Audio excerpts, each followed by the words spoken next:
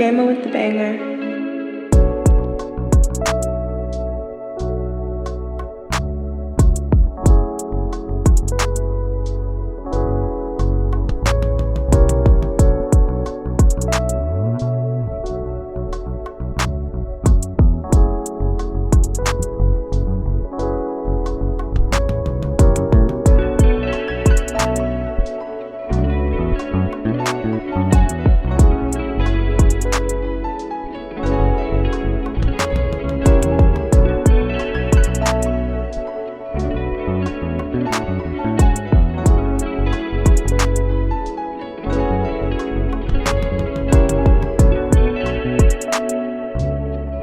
What's up, dude? How's it going today? It's going good. Happy Thursday. Happy Thursday. Say happy Thursday every Thursday, but it's always a happy I know. Thursday, you know what I I'm saying? always, because it's Always Friday tomorrow, Yeah, it's Friday tomorrow. I'm looking Then the forward to this weekend. day during the week. You know, most of my Thursdays consist of just doing our show, grinding it out, setting it up for the weekend. It's really like the entryway or the gateway to the weekend, I think, the Thursday Yeah. Wait to shoot the that we weekend have. for sure. And it's fun. It's exciting. The first exciting thing for sure. Although, I mean, work's exciting too, but things that are, I guess, existential to work like this, it's very fun. I enjoy it. But how's your week been, bro? What's up? What's It's been new? a great week. Can't complain. The weather's great over here. We're talking 50, 55, 60, temperatures. That's Just solid. sunny outside, man. After a week of, pretty poor weather and just raining and storming and this, that, finally get some sunlight, go on some walks after work. And it's just definitely great. My dog's just literally all day, every day. He's just laying out there. You haven't met Oscar, but you've seen him obviously. Ski.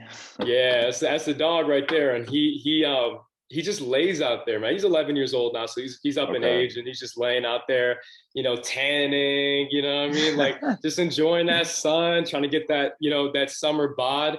But yeah, no, it's just good. But I mean, apparently it's gonna start raining for the weekend, so that's not something to look forward to. Yeah, man. I'm coming down to your neck of the woods. Gonna be in the South the You first are, time. I mean, Miami's technically the South, but I don't consider yeah. that what America or Americans perceive the South to be. You know, the Carolinas and Virginias of the world and Alabama and all that stuff. So I'm gonna be in the ATL, man. It should be exciting. ATL. Yeah, I've heard good I'm excited for things. you, I've heard man. good I'm things. excited for you. Yeah. Finally, because it's the first time you've been in the South, right? Yeah, first time, dude. And I'm trying to get some good soul food. That's the first step for sure. Gotta get some fried chicken, collard greens, grits, all that good stuff. Yeah. My homies, I go to Waffle House. I'm like, bro, I'm not gonna go to regular Waffle House when I could just go to Arizona to get a Waffle House. Even though, and I make I'm better not gonna go waffles, to a bro. I don't chain even. restaurant, Yeah, what the hell? Like, Like that's like, oh, pull up to IHOP, bro. Nah, I'm not gonna do that. apparently That's though in something North wrong. Carolina, the Waffle Houses are like a big deal though. Like for some particular Yeah. reason. I never found it like that. I always thought Bojangles was like our specialty, but apparently our Waffle Houses are the best in the country. So I was watching the North Carolina game. I think they played Marquette, and mm, Roy Williams was in the having his press conference after the game, and the advertisements behind him were Jordan, obviously North Carolina NCAA, and then Bojangles was like the other big one. yep. So Yep. yeah, I was like, hey man, Huge this must sponsor, be dude. massive. We have the North Bojangles Coliseum here. I graduated at the Bojangles Coliseum, dude. So you can That's funny. imagine how big of a deal it is today. I mean, I also think at all the Panthers games, that's a big sponsor for them as well. I know Right. that they have like multiple locations within the arena. So, yeah. Dude, it's dope because you get these funny kind of fast food joints like Smoothie King Arena for the Pelicans. I think they play in Smoothie Yeah. King Arena, which is kind of funny. So all Maybe these the worst advertisement name actually in names. sports. Yeah, I'm like, I don't know if I'd sell my naming rights to something like that. It's kind of just silly. Like I don't know any other word to Yeah. use but silly, but it's cool at the same time because it's kind of unique in its own way. You get a little kick out of it. I think Staples Center is very like a smooth name. I think it just kind of works well, rolls off the tongue well, because then you Staples have, Center does work. It does yeah, work. I also like But I think Petco it's just Park the is a good longevity name. of it. Yeah, Yeah, for I like that sure. one. City Yankee Field, I Stadium like is City doesn't have Field. naming rights.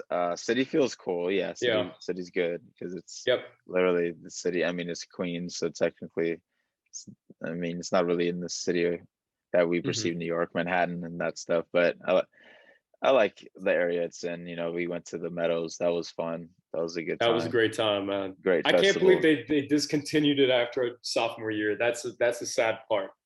Yeah, man. So how many music festivals have you been to? I've been to the Meadows, and I think I've been to one more, and I'm dropping the name on it when I was younger in high school. But that's about it. Okay. I haven't been to a lot. I know you've been to a hell of a lot more. I've been Dude, mostly to yeah. concerts. I mean, I'm sure like our listeners here have probably been to a good amount, and if you haven't, I highly recommend going to a music festival. If you're, even if you're not even a big fan of music or the artists that are going to be at this festival that you decide to go on, I really recommend that you go anyway. Just get the experience of it. It's really fun. It's very freeing of, you know, any baggage you're carrying around, any stress you're holding in. Just go to a music festival, listen to live music, and it's a very good stress reliever. It's fun. You could bond with your friends. Like I have a friend I'm visiting in Atlanta, for instance. We were like we knew each other in high school back in the day, and then I just put a DM out there, or a post out there on my story. I think this was back in 2016.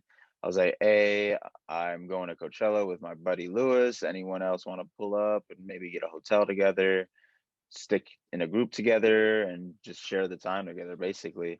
So, and then he DM'd me, and I was like, "Oh, I remember this dude. You know, we weren't really like homies in high school or anything like that, but." He was just like, "Yeah, I'm going. Let's go together." I'm like, "For sure." So we ended up going together, and ever since then we've been like best of friends, and that was such a good bonding time. Shout out to Brandon Belim. But yeah, so I recommend everyone go to music festivals. I've been to rock alternative music festivals. I've been to like EDM, house, all that stuff. I've been to rap festival. I've been to everything under the sun. So I recommend just going. It doesn't matter what it is. Even a jazz fest, like the New Orleans Jazz Fest, is supposed to be Yeah. amazing. I really want Hmm. to go to that, and Mardi Gras and all Yeah. that stuff. It'll be a blast, I'm sure. Be a good time. But you know, how about concerts? You go to you've been. I mean, I've been Yeah, at concerts with you. I've been to a lot of concerts. I mean, I Yeah, went to when I was in high school, a lot of country. We're talking the Bentley of the world. We're cows talking. and the chickens. I like them all You fried. need to really get into country music, man. I mean, Nah, because man. It's not. It's nah, man, lame. you It's know what I mean? lame, dude. Because I rather listen. To put it this way, I Hmm. I could listen to country and some of it's cool, but I think the modern day country is so bad. Just as it's like Yeah. to me, it's the same as modern day pop music. I don't like modern day pop music, radio hits, top 40s, country Hmm. music. Like I know the songs just by association and because it's out there in the mainstream media, Sure. but I think that where country was derived from, like the blues and even some soul music and stuff like that, Hmm. that's way better. I'd rather listen to old school Johnny Cash. Elvis is, I mean, Yeah. Elvis isn't country, Even but he folk, has that voice, Bob folk Dylan, music. man. Woo! Yeah, I I'm love not. to have gone to a Bob Dylan concert. You like Bob Dylan? I love Okay. Bob Dylan. Yeah. Yeah, I like. I mean, I know his songs, familiar with his songs. I've just never really got into him. That's kind of. I think Bob Dylan kind of reminds me of like a Kid Cudi in the sense that there's so many big fans that dedicate their lives to this man and this Yes, that's icon, true. Yeah. and I don't find their music appealing to me. Like to me, Hmm. it's not that appealing. And a lot of really, if we're going down that road, look at Kid Cudi. Excuse me, is really one of the first modern day sad boy depression Yeah. music that was trying to be uplifting. You get me? So the Hmm. content was about the depression, the mental health, just the waves of life, I guess you could say. And then there was Juice World, there was all these other Trippy Red, there's all these other crying artists, even Playboy Cardi, and I'm like, I don't know if I Yeah. really like that stuff that much. You know what I'm saying? Like, why am I gonna sit there and listen to music about people being depressed and stuff like that? Yeah. Because I mean, I can't relate, I guess, because I like my mental health is very stable. It's always been stable because I've Yeah. managed my entire mind, body, and spirit in a way where I'm able to have some stability in my life and happiness and Hmm. positivity. And that's just sucks though for other people that can't, but I guess it's a good thing that that's their outlet and that's their solace, that they're able to have these people to look up to and really get Yeah. inspiration from. So that's great for sure. You got to be inspired by someone or something or another. And I think that if you find that person, that thing, that whatever it is, stick to it and Hmm. cherish it and really um, take it as a big part of your life. And I think that's great. And I support it 100%. No, I But agree. I mean, I yeah, grew up on, we're talking, country, pop. I mean, Jason Aldean, Luke Bryan, Tim McGraw, Florida Georgia Line. Like that was just stuff I grew up with. okay. And I mean, like they made for good concerts, like, but there weren't, then I also went to like my first rap concert, I think was Wiz and Fall Out Boy. Okay. Wiz Khalifa, Fall Out Boy, which is amazing. I They actually really had like that. that's when they had the song together. I remember that. It was a Yes, single. yes. Yeah, it was, I can't remember what year that was, probably 14 or something. But then and then obviously then I went to a Chris Brown concert, Oh, that probably good was music, cool. not I heard great he's really guy. good live. Yeah. Yeah. Yeah, I mean, no, he's a Uh, really good dancer, and it's just like yeah. it's kind of an experience, there's no doubt about it. But not getting, I feel like it's just been like, I feel like that's definitely something I miss, is like, going to a good concert, going to, a festival, like after all this, like that we've dealt with over the last year, like with live music kind of just really going down, and like no one being able Mhm. to, go to these events. I think it's going to hopefully pick back up in 2021. And like, I'm going to personally want to be like going as much possible, stuff as I For can with sure. everybody I remember, I knew from college, and just like reconnecting and just doing fun stuff. I know that we've got friends that, when they were in college, EDM was huge, and weekly would go to, Yeah. festivals all over the country, Crazy. and like connect Crazy. with people online and Instagram, and like build these like eco communities, like ED communities, where you're just like all like get to know each other, and then you become really good friends in real life, and it's crazy. That's what I'm saying. Music is such a bonding material for so many people. I know a lot of people that maybe aren't the most popular person, or they're kind of shy, reserved, laid back, but when they're within a community that's really surrounded by music, I think that is such an easy icebreaker and a connector for so Yeah, they many thrive. people, and they thrive in it for sure. And it's very odd why um, a lot of curriculums don't teach that or use music as a method to teach and to guide a classroom or a communal group of some sort, because I think it would be such an easy tactic to use and implement on people to, like I said, bring them together, find some bonding mechanism, I agree. and things like that. But you know, on another note, bro, with music, it's funny because I don't even know if people in Texas right now, or not right now, but I guess the past couple days and weeks, were Hmm. able to listen to music, because how are they supposed to charge up their phones and stuff? That's Yeah. something curious. That was very curious to me. Yeah. Is okay, you don't have power, you're snowed Hmm. in, you're frozen, this and that. How are you charging your phone? How are you doing this? How are you living Yeah. without the internet? How are you living off the grid? How was that adjustment? And I don't think people took it very well. Yeah. I think this really shows that we rely way too much upon modern technology in the 21st century world that we live in, and the things that are easily accessible to our Hmm. fingertips, because we expect too much um, at and at a minimal amount of time, I guess you could say. Because whenever we need to know something, for instance, oh, look up the time. We don't watch. I dude, some people wear watches and don't even check their watch to check the time. They still check their phones. Hmm. Like that's Yeah. embarrassing. I find myself doing that sometimes too, but I Yeah. like to wear my watch because I don't like to feel naked on my wrist. I feel super bizarre if I'm doing that. Yeah. But what are your thoughts on this whole Texas thing, man? How do you think it's really affected Texas, but I guess the outside perspective, where I'm trying to Yeah. kind of look into it as, okay, this is kind of what we is the potential for the world to really succumb to global warming and all these different things. So I Hmm. just kind of want to hear, what do you think, bro? Like, what are your thoughts on that?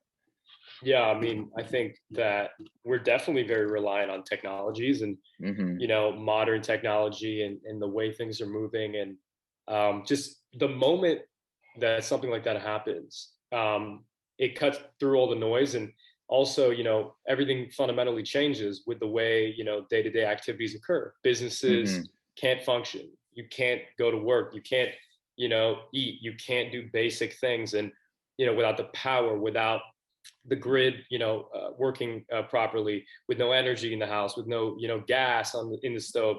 I mean, there's just Yeah, basic things you can't do, and you take it for granted. I think, all of this for past sure. year and a half has been like a major wake up call for all of us. I mean, our everyone's lives have shifted dramatically. Things that we thought weren't going to happen, and things we thought would never happen. It's just one of Yeah, those a lot situations of where exactly. It's just like all your life gets turned upside down. And I think it's so sad that these Texans had to deal with it again, on top of the coronavirus. We're seeing so many, real terrible things that have come from that in regards economically, in regards to just health wise and everything. And now to have to experience this on top of that, it must have been difficult, without the running water, without the electricity in the house, without basic kind of rights that we, I wouldn't say take for granted per se, but it's that we hmm. don't realize are not guaranteed really, and can Yeah, drop like that based on certain things. And, with the way these grids work, I mean, I know we've both been doing research on this, but essentially, there's three grids in the United States. You've got one for the East Coast, one for the West Coast, essentially, and then you've got Texas's own grid. So they rely on like an independent grid. So basically, they're not part of the trade that occurs between the other two. And essentially, for example, let's say North Carolina on the Eastern grid, had some problems with their power. They could borrow power from Georgia. They could borrow power hmm. from Virginia, right? But Texas is all alone. They're independent in that regard. So it makes it difficult for them. And also, they've got so many people. I don't know if you saw this in Texas that, are on this board. I'm trying to remember, I'm dropping the name now, that runs their grid. That live in like Michigan and live like in other places in the country. And you're like, why that is, it's interconnectedness. It's like the well Yeah, connected, they give their, those people get the jobs and it doesn't really matter. And at the end of the day, these are the people who are stuck with a bill over in Texas. And now they have to recover for the next X amount of, months or however long this takes to recover, probably longer than that. And there's a lot of hmm. money that goes into that. And America, as a country and as people, we've got to start coming to reckoning about the possibility of not just spending money to prevent damage, but the overall cost of damage. Like what happens when, a grid fails to work? What happens when, for example, climate change does something disastrous, or there is, another hurricane in another, large city. This is going to cost a lot of money. I mean, just to repair the damages, that's going to cost a lot of taxpayer dollars. So the question is whether or not we're ready to invest to prevent that from happening, or Yeah, if we're just going to let it happen to us over and over again. I think the definition of insanity is, doing the same thing over and over. And I don't blame yeah, people for it. I just think that we've got to kind of move past this group thing, where it's like, we'll deal with it after it happens, and instead get ahead of the ball on these issues. yeah. You brought us some interesting points. I think that the point of um, the consequences, I guess, you could have from remaining on the independent side. So you mentioned the grid of Texas is kind of independent of the rest of the country because Texas wants to do everything itself. Texas wants to be the Lone Star State, the Lone Ranger type of deal where they're just doing their own thing, living the way they want to live, with taxes, with government regulations, with different things like that. And they're trying to keep it kind of in a way like the Wild West or as close as possible in the modern age that we live in. So that made me kind of think of Brexit and how stupid that is because first of all, UK government has Wales, Scotland, not Ireland, but part of Northern Ireland and um in the UK, so or Britain. So it has to govern all these bodies, right? And now what Brexit is doing is it's saying we don't want to have any reliance on the European Union, right? So if we need help or France needs help, Germany needs help, vice versa, we don't have to help them, they don't have to help us. We're just going to do our own thing. So the last time they did that and thought it was a good idea to be independent and to be the whole mighty Britain was post World War II when they had the reparations act in the Paris Treaty and all that stuff. So to reshape it, Europe was like, okay, we're such a small, tight-knit community as nations in this compact area of Europe. Let's treat ourselves like we're states. So we'll be interdependent and codependent with one another.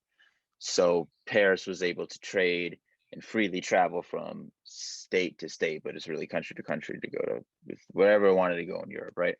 And then England and the UK, they stayed out.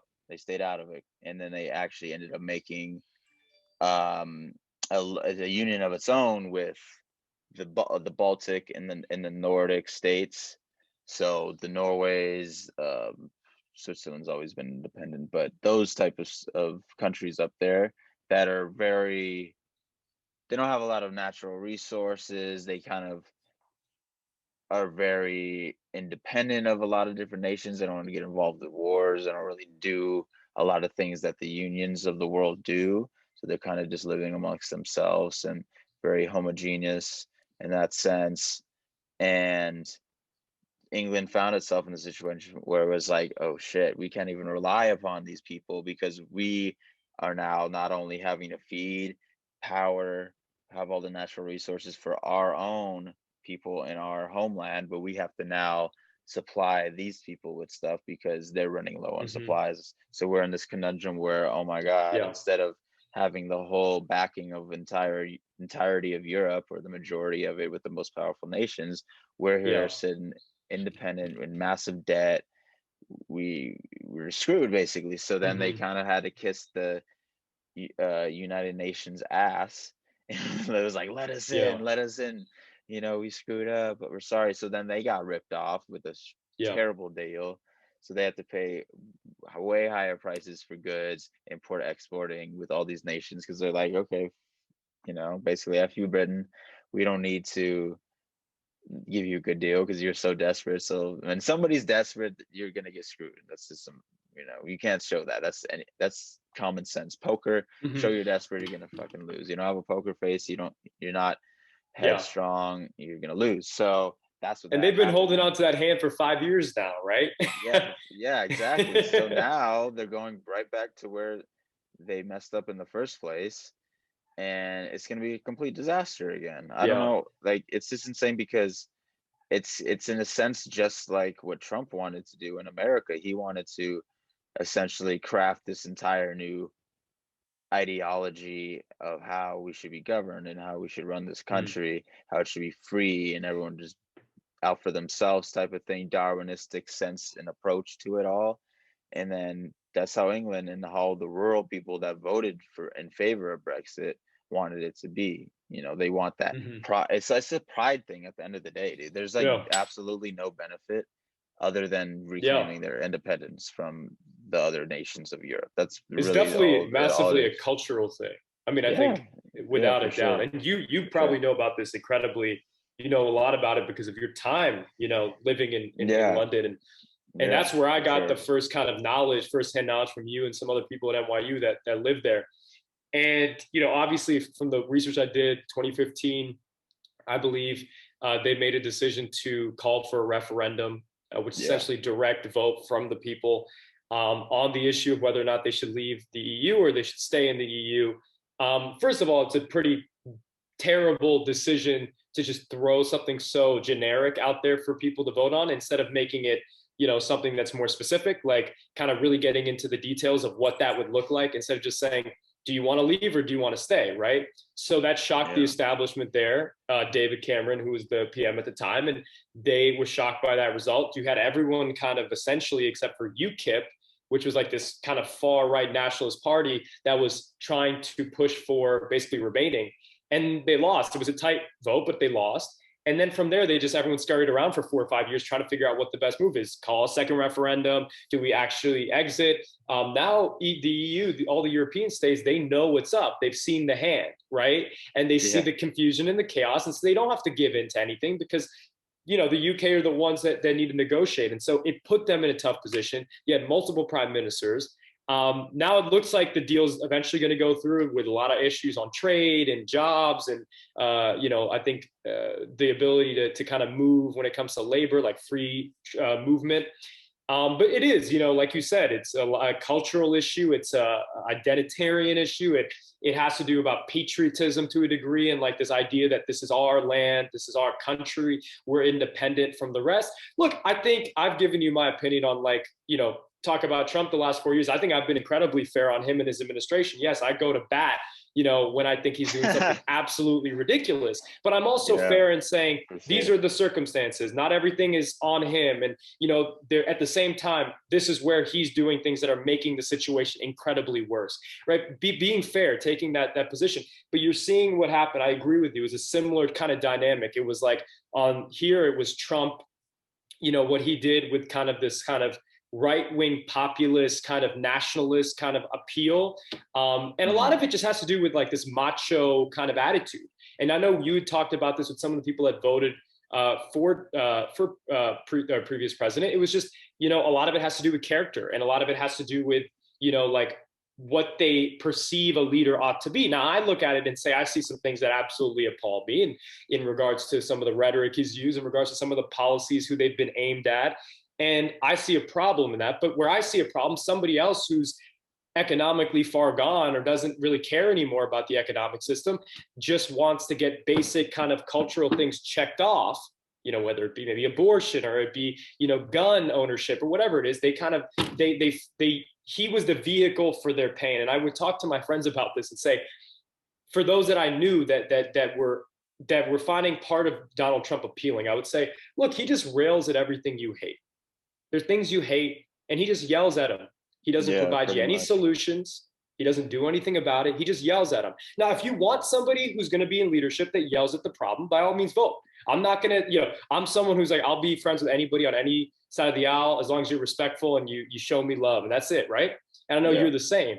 And that being said, it's like, I want you to understand that I'm not just going to call you X, Y, and Z names because you think a certain way. Instead, I'm really going to get into it and say, well, you'd say that you think that, for example, these larger corporations, such as the media corporations and stuff, are doing things that are negatively damaging society. Great. So what's his plan to address that?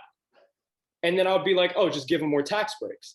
Right? But then he'll yell at them for 4 years, but he'll just give them more tax breaks. CNN, more profitable. MSNBC, more profitable. Amazon, more profitable. Facebook, more profitable. Twitter, more profitable. That's perfectly, I could care less about all that stuff. It's just, that's the case. That's the reality. And now you're living in this land where you think you're defeating these people that are censoring the conservative movement or whatever. And that's perfectly fine. That there is some realisticness to censorship. And we've discussed that already. But I think I really wanted to get into that. Like, do you really think, who's taking those jobs? It's automation. It's outsourcing. It has nothing to do with the guy coming, the family coming from this, from Guatemala or Honduras, right? They're not taking the job, that coal miner's job, right? So I think it's really about discussing these things.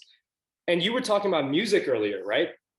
Finding avenues that bring people together. A lot of the times it's like you play pop in West Virginia and they're like, oh, there's that elitist, intellectual kind of, way of looking at things. You play some country, you play some folk. They're like, oh, let me hear what he or she has to say. And it's crazy that that's the way we live in knowing America. Your audience, man. Exactly. At the end of the and day. Finding avenues to build those bridges. And it's tough. It's just tough. We're a very divided society, just like the UK is divided, just like every country is divided.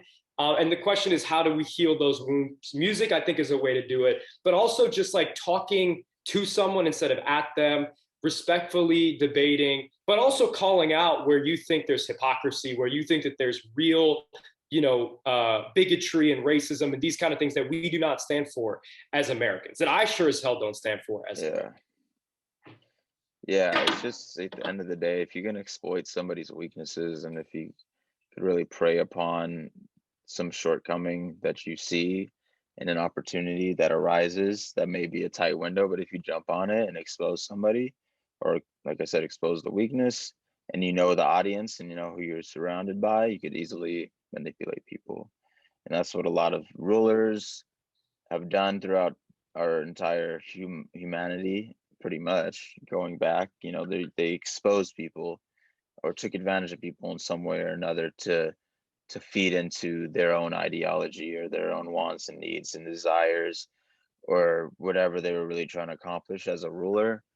You look back at, you even go back to ancient Egypt and Greece and Rome, there was leaders that ruled these massive empires and exploited the people to build the pyramids. Hmm. That right? People say, "Oh, aliens built these pyramids. How do they have this technology? How do they have this way and ability to build these massive monuments that have stood for thousands of years?" Hmm. Right? So we assume, oh, it's alien tech, right? I don't agree with that. Number one, Yeah. I agree in Do we assume science it's and alien tech though? Do discovery. we assume it's that? I feel like some Dude, a people do. lot of people do. Like a Yeah. lot of people do, Yeah. Yeah. right? So that even goes to like a QAnon, right? People are believing in this crazy Mm. shit and Yep. conspiracy theories, and that's because of the internet. I don't think people are saying this. I mean, not as at least not as And many it's people are worked its saying way this. into government now. I mean, Yeah, it's that's the literally thing. worked its way That's the thing. physically into government and also just in the fact of representation, this kind of Yeah, yeah. ideology. Like as sad as it is to say, the pyramids were built by labor and slave Hmm. labor. Okay, and that's how most of our, not most of it, but a lot of our country was built on slave labor. Yep. Most of Yep. modern society was built on slave labor, and that's just is what it is. So I think more people need to acknowledge that, number one, and once you acknowledge that, you're able to see why, number one, that was wrong. Number two, what shouldn't we do today so we don't repeat the past? Because that's the worst thing. That's what I always tell people. Yep. Okay, look, you got to live life without fear of making a mistake. But when you do make a mistake, when you fail, whenever you have some sort of shortcoming arise in your Yeah. life, you need to tell yourself, okay, what did I learn from this? What did I do wrong? Identify the problem, find a solution to the problem. And then when you're presented with a similar opportunity, don't make the same mistake again, right? Yeah. So that just, if you do, that shows that you didn't learn and you didn't really put enough effort to learn, and you got to do more to remedy that effect. But a lot of the times with these societies and these empires and these Hmm. governments that have been in power throughout Hmm. our lifetime, like the Republic of America, we live in this republic society that Yep. is, I look at, I'm serious, bro. I look at it as like Star Wars, bro. You like as nerdy as it is to say, you Yeah. look at the prequel. That's why I was so fascinated with the prequels, because people aren't I watching was Star Wars, too. I was too. And I know right? there's going to be a lot of hate mail from that because Yeah, like 80% of people hate the prequels. yeah, But dude. I liked them. And it's because people like Star Wars to be the, oh, let's go on this adventure through space. We're like a cowboy Han Solo type of thing, which is Yeah. dope. That was the original trilogy. That was super duper cool, and to defeat this almighty empire. But I like to see it. Okay, how did this empire come into power, type of thing, Mm. and it really reflects on a lot of modern day societies. It was kind Yeah. of reflecting upon the It total is Trumpism, man. incredibly reflective. You have the Yeah. Senate that is and all the people manipulated by this chancellor, the supreme Hmm. chancellor that's in power. Then you throw us into a war, Iraq, Afghanistan. Hmm. You do all these different things to maintain the power because you need Yep. something to have the people be like, oh, this is our leader. He's going to lead us to victory or whatever it Yeah. is. Or he's going to get us this wall. He's going to build us this and that, do these things for us, Yes. right? All these Yes. promises that are just false, really false claims. At the end of the day, we haven't really Hmm. seen any of those things Yeah. benefit us in any way. Yeah. All it did was really waste our money and our time and our Yeah. life. Waste a lot of money on that. But yeah, so I look at, and then you look at like you just it's just all throughout history. You just look all throughout history. Where do you think George Yep. Lucas even had that idea from?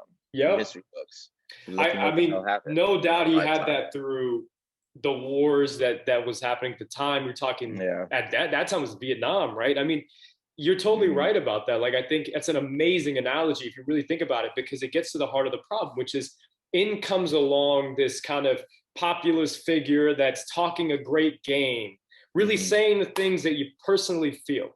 And Right. then when it comes down to it, all he ends up doing is taking more control, more and more control, continuing the system that is crushing people financially, socially, Yeah. whatever, and then but railing against it at the same time. I mean, part of the problem is, and this is what I always say, is that I think when you explain that to people, people really have to take a step back. Like when you go to someone, I mean, I'm from North Carolina. I grew up with, kids who had pickup trucks and let's just say a flag on the, flagged on the, flying in the back that's racist, You point see blank. some in California, And dude. It's crazy. exactly. And but when you have those conversations, you really get into it. Like, what is it that made you go? Like get up in the morning and feel hyped, like make you want Yeah. to rep this team, right? And then you hear what they say, and then you tell them, but like fundamentally on the issues, the opposite's occurring, right? The opposite is great. We can debate that the other side might not be great either, but you can't tell me that your answer is getting the job done to the degree you want. And to me, it clearly became more of a cultural thing. It was more about culture and being this social justice warrior Yeah. that's like going to fight back against all these things like wokeism and all these crazy things, instead of it actually being about, okay, how do we lift up communities that are under? How do we help people? How do we grow enterprise while also protecting labor? How do we do these things?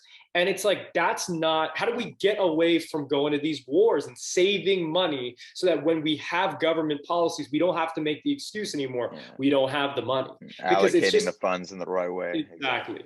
Those are what people really want to see. Now, some people have a liberal view of it. Some people have a conservative view of it. Some people are in the middle, but somewhere there. It's all of that's irrelevant. At the end of the day, we need to have those discussions in a respectful manner.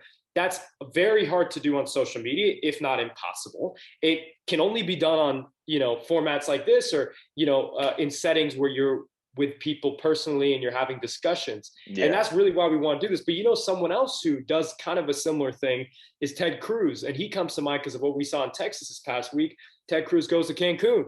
And, it's just kind of, it's this guy to drop who's off like his kids, though, right? It's a drop off his kids, apparently, even though, I mean, other news came out that would say the complete opposite. But put that to the side. It's like this guy who's like, people on Fox News will say he's a fighter for the working class on the right. He's a populist. I mean, this new word populist, like that is not populism, by the way. He's just an economic libertarian. That's what that is, that ideology. That being said, put that to the side. This is the fattest L I've seen maybe in the new year, with the exception of the Capitol riots, obviously. This is a fat L. I mean, whatever your political opinions are, you've got to be like, yo, yeah, if I was in leadership position, or if I had a job at anything, if I just dipped out, didn't tell anybody, and then didn't come back until I was forced to, probably shouldn't have that job the next week. You know what I mean? So I'm curious, what are your opinions on the crazy situation that the Ted Cruz in Cancun. I like that. So first of all, dude, I just can't stand looking at the guy, especially since he's got grown a out his punchable beard. face. Yeah, he has like that suck hole that the fist just wants to go into it. Keep in mind, I don't believe in fighting on violence. I'm just hypothetically saying, Yep. if somebody wants to punch him in the face, go for it. I wouldn't be opposed to being a bystander for that one. but on a serious note, I think that's just such a lame shit to do. It's just lame. It's just totally lame. You have your people that voted for you, that put their support into you, for this great state of Texas. That great state of Texas, right? So you're meant to be the leader that the captain of the ship that leaves the ship last, right? That's what a captain does. He goes down with the ship, he sails to the end, and he protects his fellow crewmates, shipmates, passengers, etc. So he did the complete opposite. He jumped ship right away. He said, "Adios, viva la Mexico." Hit up the coon. No, it's like if Captain Jack just dipped out on the crew. He did do that a couple times. If we be but like it may just abandon this. We're gonna go fight the Kraken, and he just left. He did always come back though. For sure. So he dipped out to the coon Cancun. That's what we spring break, baby, everybody. But dude, he's just like such a one of the little cronies that has really no influence over the people that he works with. He's just kind of there to do the work that is maybe corrupt, or maybe it's and with a weak sense of a mind where you don't really want to do much, so you're going to take the easy route out. He's just an embarrassment, to be honest with you. That's embarrassment to the people that voted for him, embarrassment to the state of Texas, and an embarrassment to the whole entire U.S. government, dude. Because this guy Yeah. was such a high-profiled character in the past 4 years, right? Yeah. One moment he's like, "Oh, forget Trump, arguing against him." Next, he's on the side. So he basically picks the perceived winning side at the moment, and if that Mm. side's not winning, the next he's switching, you know? Yep. So there's no loyalty, and a man without Typical loyalty is political animal. yeah, yeah, a man Yeah. without loyalty is a man without an independent mind, and I think that we're lacking a lot of independent thinkers as a whole in this I country agree. today. I A lot agree. of people like to hop on ideas, right, that are Hmm. presented to anyone, right? You The could be in masses. a Yeah. at a bar listening to somebody hype up maybe 3, 4, 5 people. Oh my god, I like what this guy's saying, and then you hop on the Yep. bandwagon, right? Maybe that grows to thousands, hundreds, millions, whatever the hell number you want to talk about. Yeah. But nobody really listens and takes, right? So when I say that, I mean when you're actively listening, you're hearing people's ideas, ideologies, opinions on different things. So why not take all these different ideas and opinions, think to yourself, and really analyze it and say, okay, this really works well. This could work well, so maybe I should support it, da da da. Or this doesn't, that does, whatever it is. Formulate your own opinion, formulate your own mindset, ideology, way you go about life, and hold it as your own independent Yeah. thought. Yeah. Obviously it's not completely independent because you didn't think of all these things, but you formulated all these things into Yeah. an entire thought that's you could hold as Yeah. your own and hone it, grasp it, take it, and just live your life by that ideology, you know, and try to talk to people about it, learn new things with other people, share your thoughts and mindset and opinions. Because like you and I, for instance, we agree on most things, but there's still some things we don't agree on. But Yeah. we could have this civil conversation where like, okay, Exactly. cool. I do kind of have some similar thoughts to that, or I do agree with that, TJ, or cool, P, that's dope. I didn't really think of it like that before, right? So that's what Yeah. it's all about: is having that dialogue, being Exactly. open minded, and trying to as hard as you can to be an independent thinker. And I think that's what's Yeah. really good about our dynamic, at least, that we're able to share our independent thoughts and agree on a lot of things, but also have some things that are unknown to us, and we could take it as our own, and put it into our own thought and mindset. But I think that's really, Yeah. really good, and a lot of people really need to get on that We type of need that. wavelength, man. And that's the Yep. problem right It's now, for just getting sure. away from that groupthink. And it's not just the groupthink on the left or the right or anything. It's a groupthink anywhere, whether you're in a certain industry or you're in a Yeah, certain, in government, you got a groupthink in Washington. It's like, we're going to do, this is we're going to keep everything between this paradigm. And it doesn't matter if we do corrupt things or if we, do things that are not worthy of this office, as long as we don't get caught. It's this kind yeah, of attitude that makes people hate government, makes people hate politics, makes people hate the idea of being involved with their communities. And it really does lead to more damage in the long run, right? Because corruption leads to this idea inherently that people have that, okay, if there's corruption in the government, then government is bad. Therefore, vote for people who don't want to help the government, right? So it's this idea, it's this beautiful little thing yeah, that works, and you have to be able to realize that and really fight on that turf if you have real beliefs of being independent thinker, like an Andrew Yang in New York. Yes, there's things you agree with, disagree with, but there's no denying he's an independent thinker who could bring some new perspectives onto New York, which is struggling right now, right?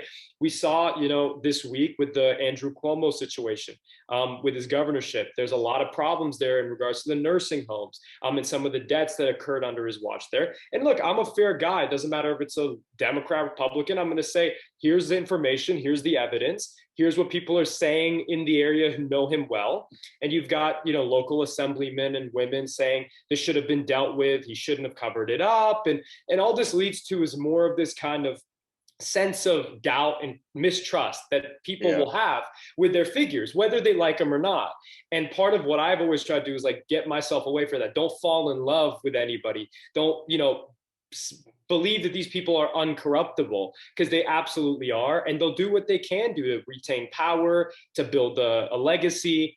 And it doesn't matter what side you're on. Yes, one side may be worse. That does not mean you ignore, like the realities of what else could occur. But someone like Andrew Yang comes in, maybe he helps out in New York. But also we need that all over the country, not just like in places like New York or big economies and big cities. And I couldn't agree with you more. I mean, you have a situation like in Texas where, look, whether you agree or disagree with AOC's policies, she comes down from New York all the way to Texas alongside Beto O'Rourke, and they're out there raising $5 million for people who are struggling. That's just good optics. Doesn't matter if you're, if you what you think about them, but at the end of the day, it's good optics to be there in a community that's not even yours, and just being like, yo, I'm here, I'm helping out. And yes, you bring people into the fray. Suddenly some people are like, oh, I'm interested in this ideology that she's, and that's life. That's part of taking Yeah. opportunities, and it is what it is. And so I do think that we do need to have these debates. I don't think we should push anybody out. Obviously, there's some individuals or groups of people, for example, white supremacists, for example, racists, for example, anybody who ascribes to that kind of ideology, we do not want them in the political discussion, nor anybody who's Get them anti out of or any of that. here. Get out of here. We don't want that, because that damages our ability to really find where the common ground is. Because you're not going to find common ground with people like that. You're just not going to find that common ground. So we've got to figure out where those paradigms are, where that discussion will be had. And that's really the real discussion for, I think, the next 20, 30 years is this kind of divide amongst culture, and class and all these things. And that's the real paradigm that's going on in society today.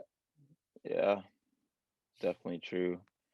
One thing, it's kind of a side note, but with the whole Texas thing, the gas prices in California have skyrocketed. I'm like, come I on, heard, yeah. Texas. And that's the ripple effect of Texas, man. Yep. These stupid idiots moved out of California to go to Texas because they're complaining about I high heard a lot about that, people taxes. Da, da, moving. da, Yeah. da, da. Oh, we can't live our life.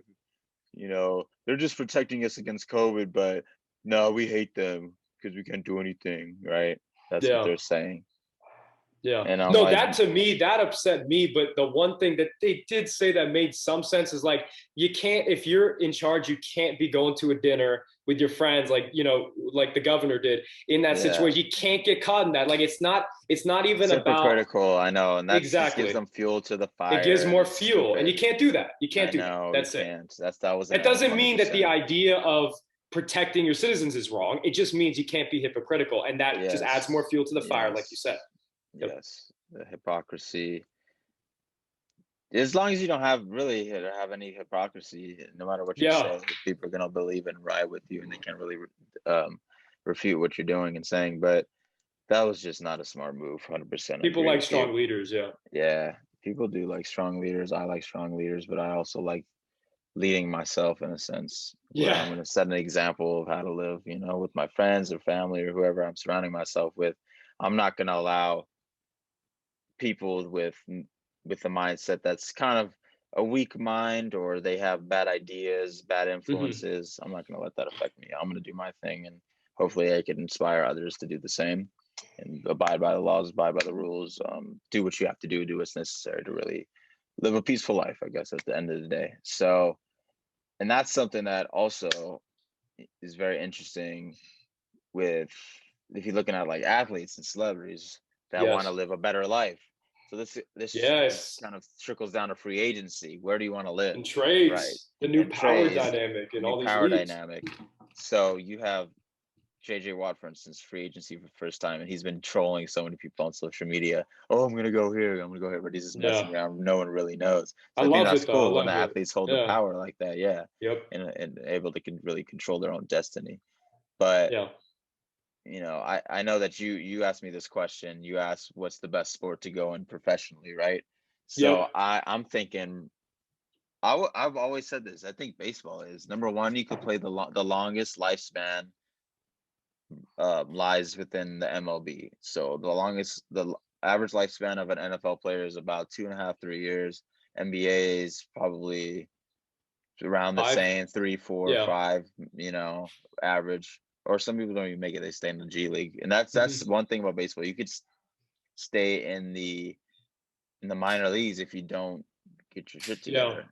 But once you get to the professional level and you ball out that first contract, better make it a 9 good one years, because 8 it's years, 7 guaranteed years. money. It's you could literally sign an 8-year, 10-year deal, be hurt for Yep. 7 of them, and you get all your money guaranteed. Yep. So there's no revenue sharing amongst teams. It's just a whole different dynamic in the MLB. So I think that's the best sport to go professional in for me personally. Hmm. Just if you're looking at it as a career path, a career move, where you're gonna retain the most amount of money, unless you're a big star, Hmm. definitely go with the NBA because Yep. all the television rights, licenses, the shoe deals, Sponsorships, all memorabilia, that kind of stuff. sponsorship. There's a Endorsements. lot Yep. more money for star power in the NBA, even more so than the NFL, I think, in Yeah. my opinion. Because I think the NFL is such a team game. At the end of the day, yes, you have your Patty Mahomes, Tom Brady's, the stars of the league.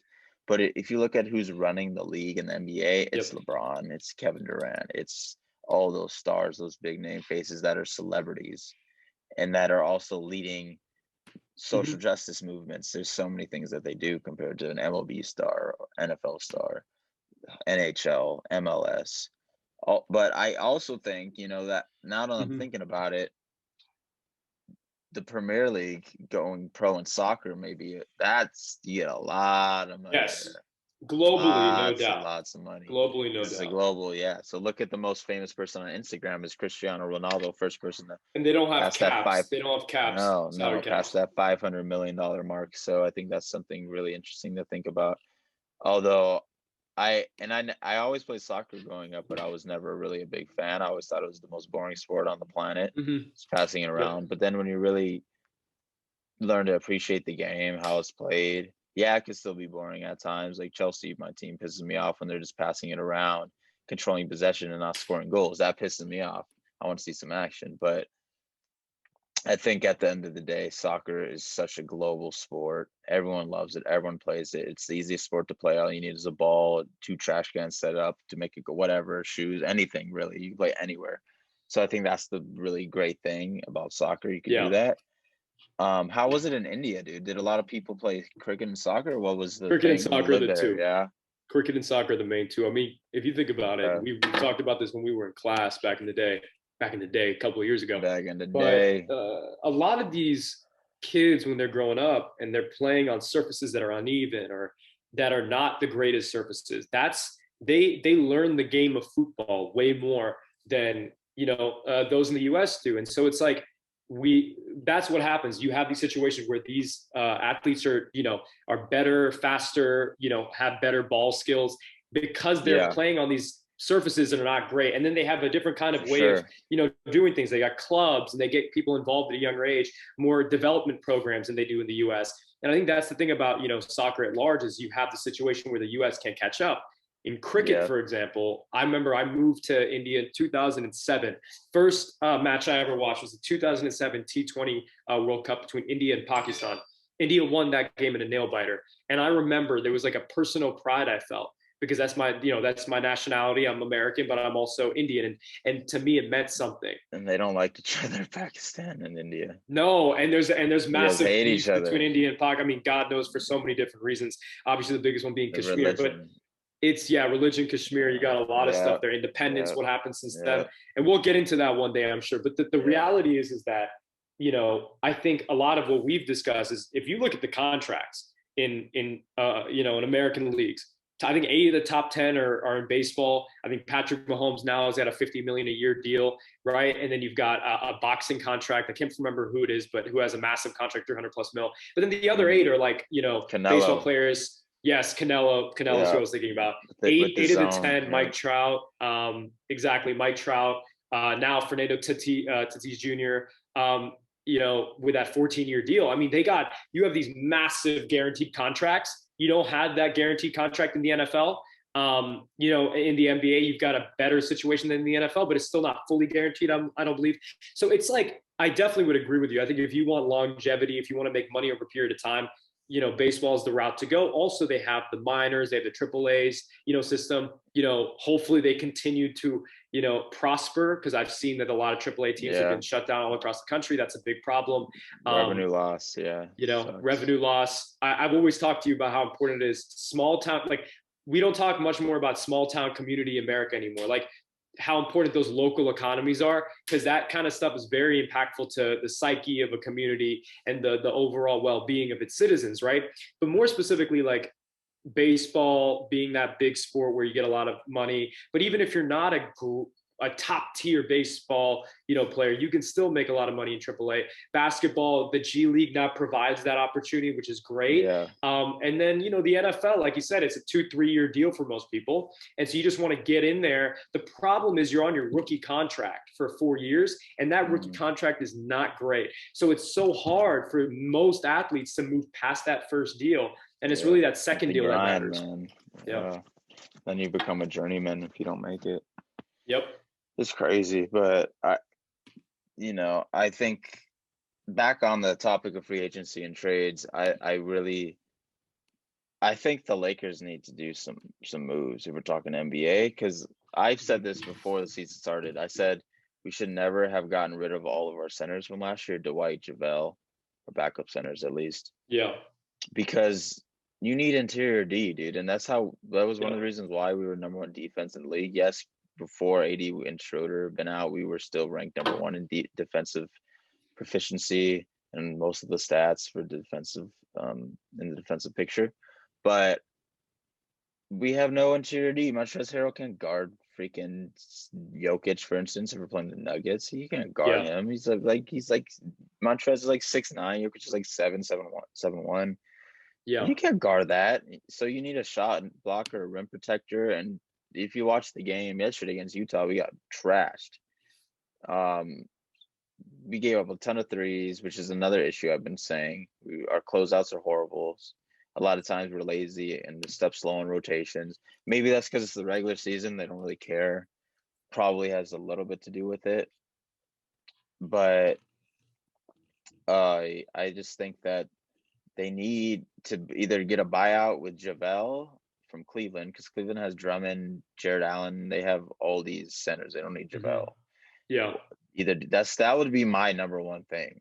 People are saying get Boogie back. I would love to see Boogie. One of my favorite players is Boogie. Yep.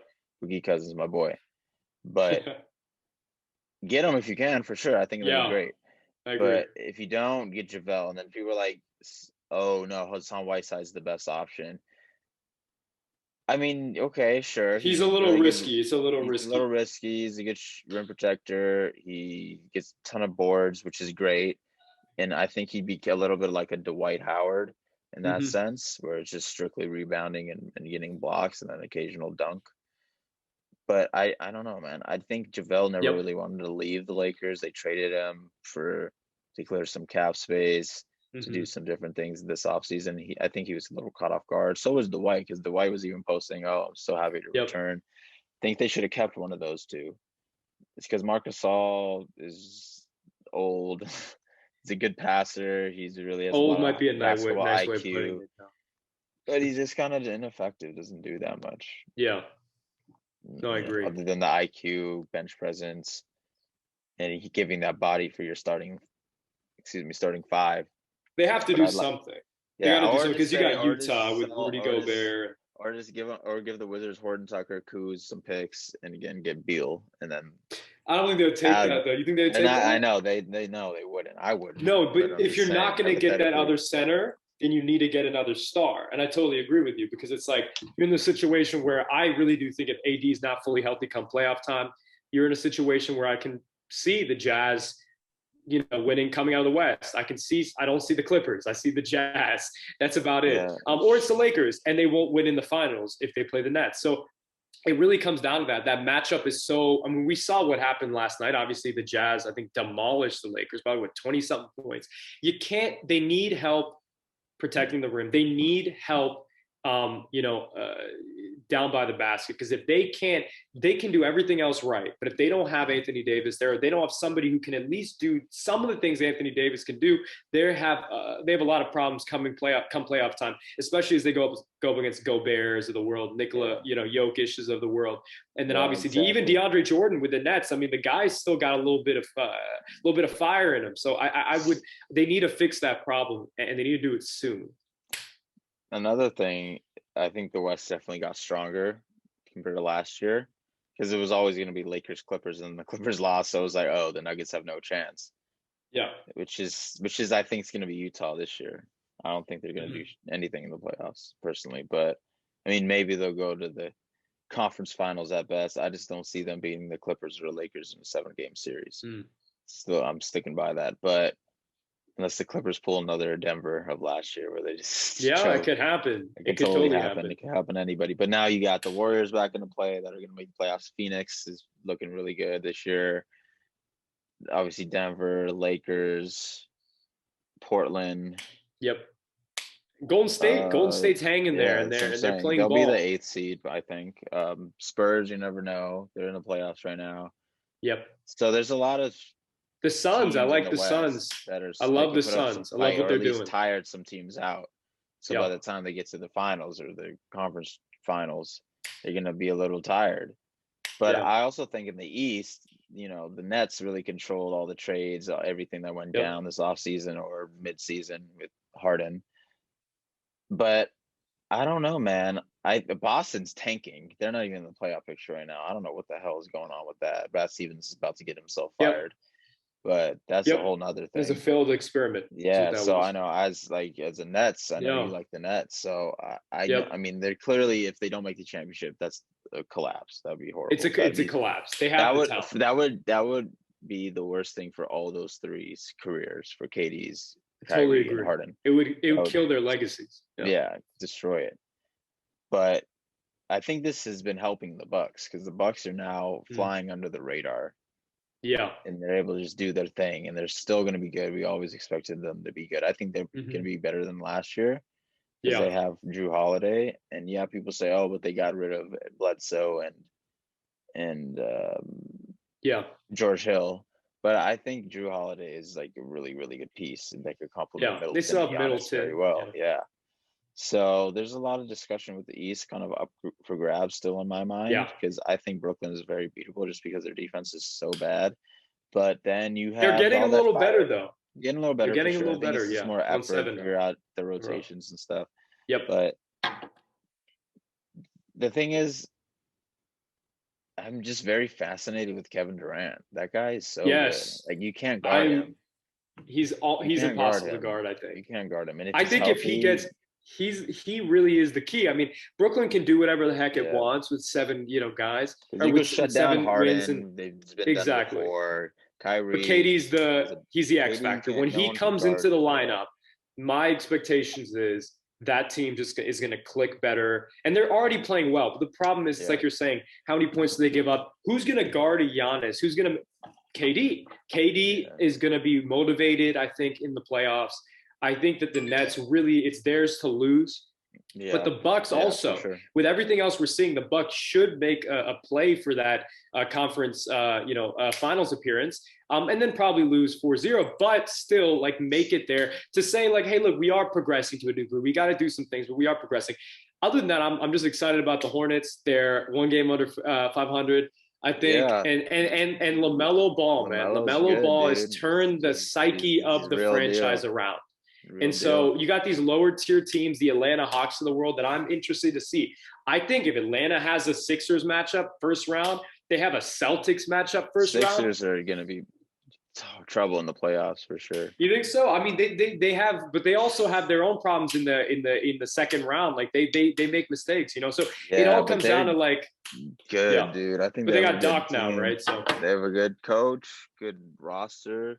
Yeah, I think adding Danny Green and Dwight was good, which was another problem Lakers did. They got rid of all their shooters and added Wesley Matthews. Yeah, but I think Danny Green to step up from that, even though he sucked in the playoffs. All of a sudden, he's wants to hit all these threes. I think he's like 3rd in the league in 3-point field goal percentage or something, which is crazy. Of course, right? Yeah. But that just means he couldn't play under the LA lights, I guess, with LeBron, even though we had no fans. But yeah, it's interesting, dude. It's definitely Sixers. I think my hierarchy in the East goes,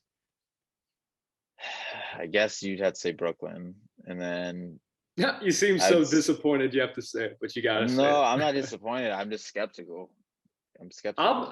I'm less skeptical now. I was before. I'm less now because of what's going on in the East. A lot of teams not playing well. It looks like they're on the rise. True, true, true, true. I Yeah, agree with that. But I think at the end of the day, it's going to be Brooklyn, Sixers, and the Bucks. Boston is, I don't have faith in them. Miami, no, that was just a one and done type thing. And that's about it in the East. The West, you got Lakers, Clippers, Denver, and Utah. I don't Phoenix isn't a championship team they're yet. not They're there yet. good. No. Portland, as much as Charles Barkley wants them Devin to Booker though, be, Devin Booker they're was not either. is incredibly underrated. The fact he was left off the fact he was left Why is off the All Chris Star for Paul an Chris All Paul Star? to me makes no Chris Paul sense. shouldn't even be an All Star, dude. Chris He's Paul averaging around averages like 16, 5, and 16. 4. 65 and 4. Devin Booker 25. I think it's 26, 5 and 4. Are you joking? He's averaging Why do like people 10 love more Chris Paul so points. much? I don't understand. I don't. It's all at this point. It's a He's not even a legacy thing, likable right? guy. He doesn't seem like a likable dude. It Like, why does he have definitely all should these have gone to fake Devin Booker followers? though. It should have definitely gone to Devin Booker. Yeah, for Now sure. he's getting it now because AD's hurt. Thank God. But can you imagine that? If I was Chris Paul, I would have just been like, if that didn't happen, I'm giving my spot up to you, bro. Like, I'm not playing in this game. You deserve it over Yeah, me. You're that's the what best I'm player saying, on this bro. team by That'd be far, great for right? team chemistry. Yeah, 100%, Like he 100%. needs another All-Star game.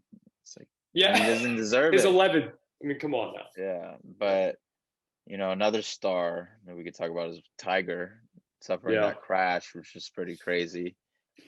I mean, obviously, if his career wasn't over already, yeah. as I hate to say it, it's super, super scary He accident. just had back Obviously, surgery our, a our few months thoughts, ago. Yeah. yeah, he did. So our thoughts and you pray your prayers are with Yep. him and his family. Obviously, I hope nothing but the best for him and best recovery because that's such a scary incident. You never want to see somebody injured like Unbelievably that. scary. Car Yeah. crashes are so horrifying.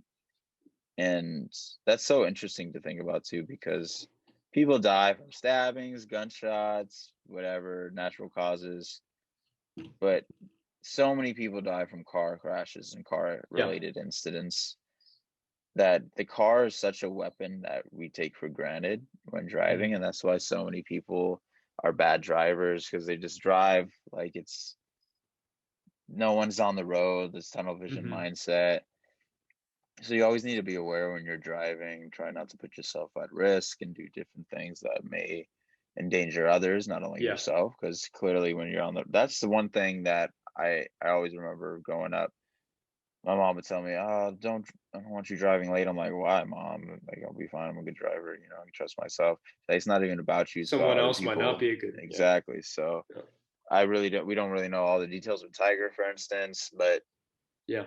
it seems to be that it was just a common, well, Single not a crowd. common Yeah. crash, but it was a crash that happened for whatever reason, but it was unrelated to any drugs, alcohol, or anything like Yep. that, which is the best thing to come out of it, I guess. If there's a silver Yeah. lining with it all, I'm glad he didn't go Yeah. back to doing that and That was, I think, a putting lot of himself at people's risk. first thought Initial when thought, they heard he yeah, was speeding and all yeah, that.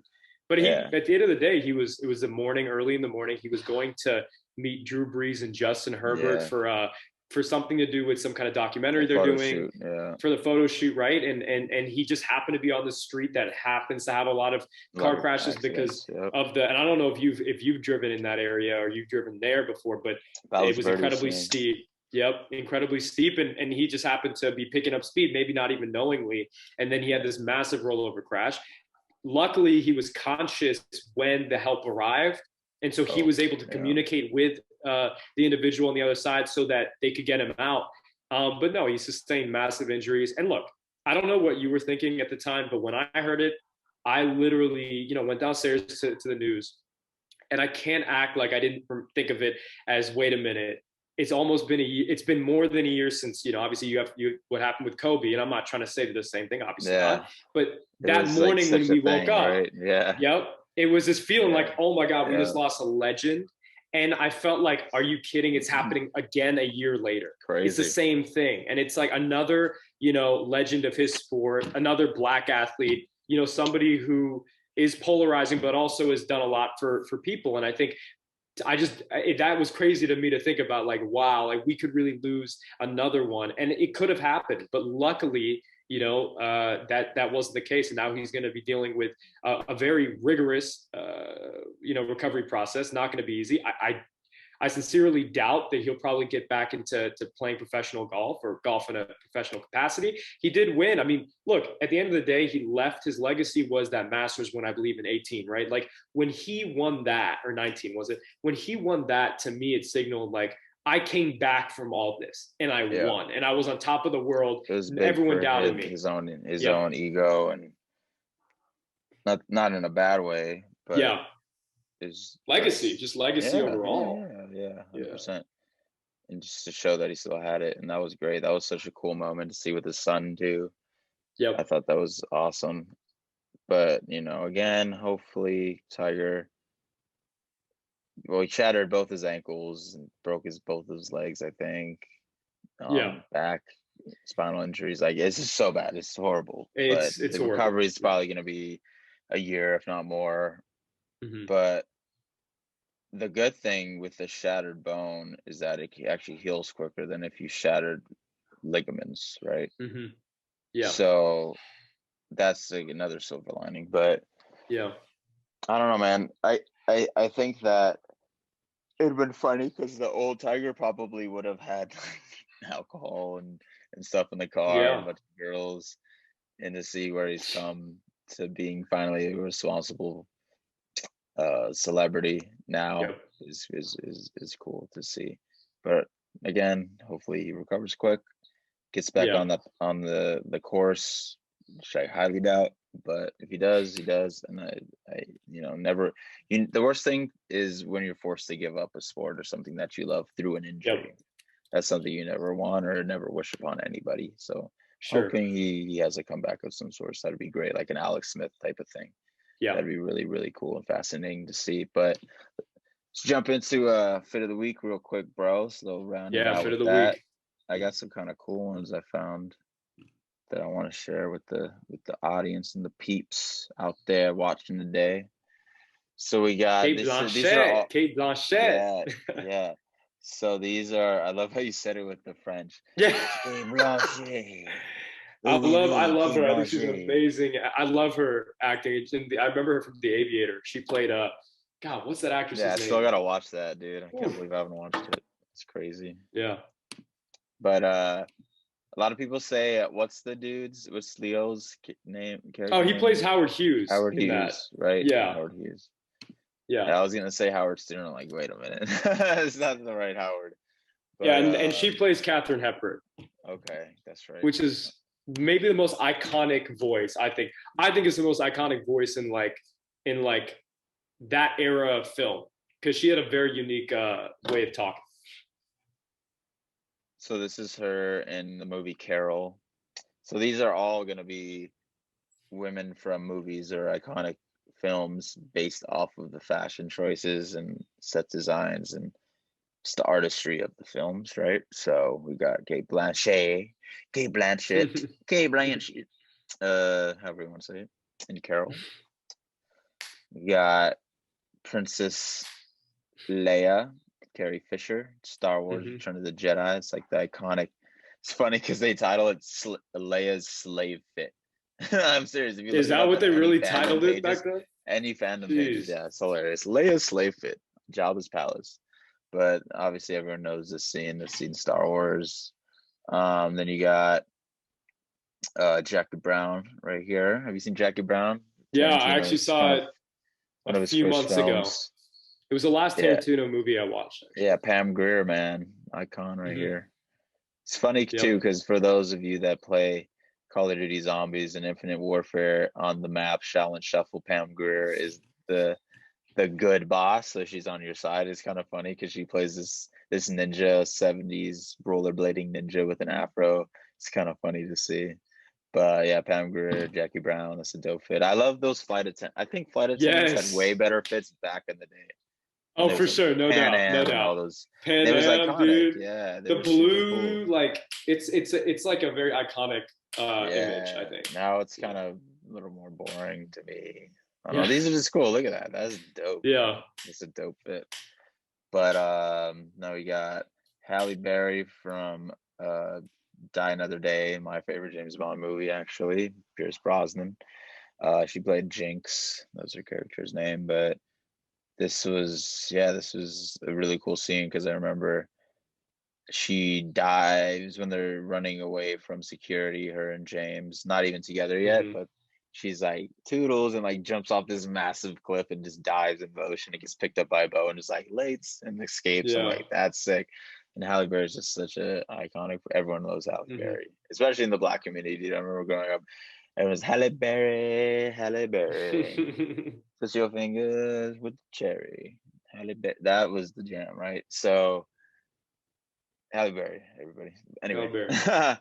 this is like how I think of Halle Berry in a modern sense is Margot Robbie, right?